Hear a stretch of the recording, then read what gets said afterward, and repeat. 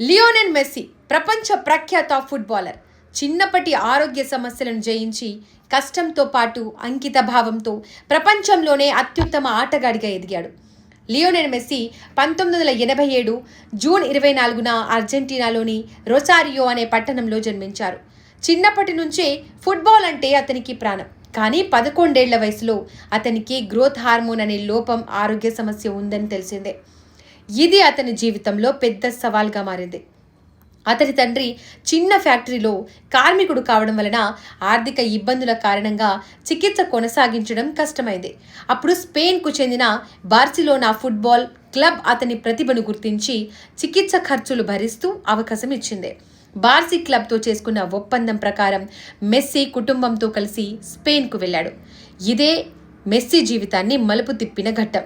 17 ఏళ్లకే Barcelona ప్రధాన జట్టులోకి ప్రవేశించాడు.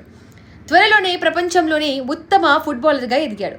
తీవ్ర కష్టంతో పాటు అంకిత భావంతో మెస్సీ ప్రపంచంలోని గొప్ప ఫుట్బాలర్లలో ఒకరిగా ఎదిగాడు. అతను ఇప్పటి వరకు 8 సార్లు బాలర్ డిఆర్ అవార్డు గెలుచుకున్నాడు.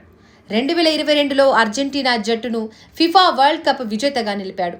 అందుకే అతన్ని ఫ్యాన్స్ మెస్సీని గోట్ అని పిలుస్తారు. గోట్ అంటే గ్రేటెస్ట్ ఆఫ్ ఆల్ టైమ్ అని అర్థం.